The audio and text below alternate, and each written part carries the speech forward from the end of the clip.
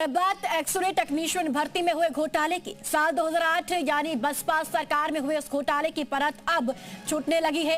अब तक सामने करीब आया है कि करीब 61 चहेतों को फर्जी प्रमाण पत्रों के जरिए सरकारी नौकरी दे दी गई है, जो अब तक 62 करोड़ रुपए से ज्यादा का सरकारी वेतन ले चुके हैं।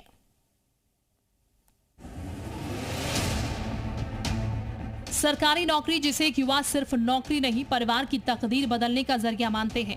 एक नौकरी के जरिए अपने परिवार की डगमगाती अर्थव्यवस्था को पटरी पर लाने की सोच रखता है। बस नौकरी पाने के लिए युवा दिन रात एक कर देता है, लेकिन सिस्टम में जड़ जमाए बैठे कुछ दीमक उस युवा की मेहनत पर करप्शन की चादर डाल देते हैं। सरकारी नौकरियां नीलाम हो जाती हैं, होनहार सड़क पर उतर जाते हैं और भ्रष्ट अधिकारियों के आग के तारे सिस्टम की मिलीभगत की मलाई चाट जाते हैं। ये कहानी सिर्फ फारुखाबाद की नहीं है, ये कहानी उस सिस्टम की है जो भ्रष्टाचार में इतना लिप्त हो चुका है कि फर्जी दस्तावेज भी असली बन जाते हैं और फर्जी लोग सरकारी कुर्सियों पर सालों तक बैठे रहते हैं। जी मीडिया ने फरुखाबाद से एक और भर्ती घोटाले को उजागर किया है। यहाँ पर 2016 एक्सरे टेक्नीशियन भर्ती के बाद अब 2008 की एक्सरे टेक्नीशियन भर्ती पर भी सवाल खड़े हो गए हैं। साल था 2008, सत्ता में थी मायावती की सरकार और विभाग था स्वास्थ्य। एक्सरे टेक्नीशियन की भर्ती निकली, लेकिन मेरिट की जगह सीटें बिक गई और असली योग्यता की जगह फर्जीवाड़े ने ले ली, क्योंकि स्वास्थ्य विभाग की हालिया जांच में खुलासा हुआ कि कई एक्सरे टेक्नीशियन ऐसे थे जिनकी डिग्रियां फर्जी, कागजात जाली और सिलेक्शन प्रोसेस में भारी गड़बड़ी थी।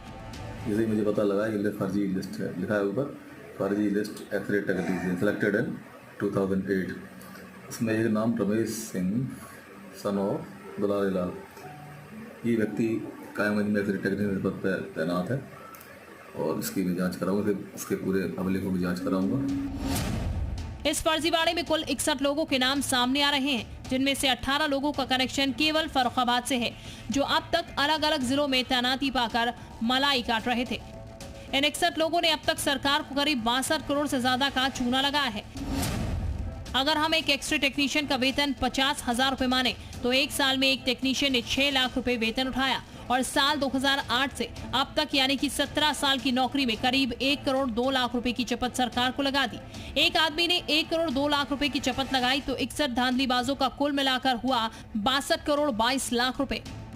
ये खेल बसपा सरकार सपा सरकार के कार्यकाल से जुड़ा बताया जा रहा है।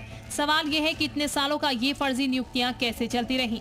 हर साल लाखों युवा सरकारी नौकरी की तैयारी करते हैं, कोई कोचिंग में लाखों खर्च करता है, कोई सालों तैयारी करता है, लेकिन जब नौकरियों पर बोली लगती है और सिस्टम की नीलामी हो जाती है, तब योग्यता दम तोड़ देती है और भ्रष्टाचार सत्ता के साथ मिलकर खेल खेलता है। और सबसे बड़ा सवाल कि आखिर सरकारी नौकरी का सपना कब तक सिस्टम के दलालों की भेंट चढ़ता रहेगा। जी मीडिया के लिए फरुखाबाद से अरुण सिंह की रिपोर्ट।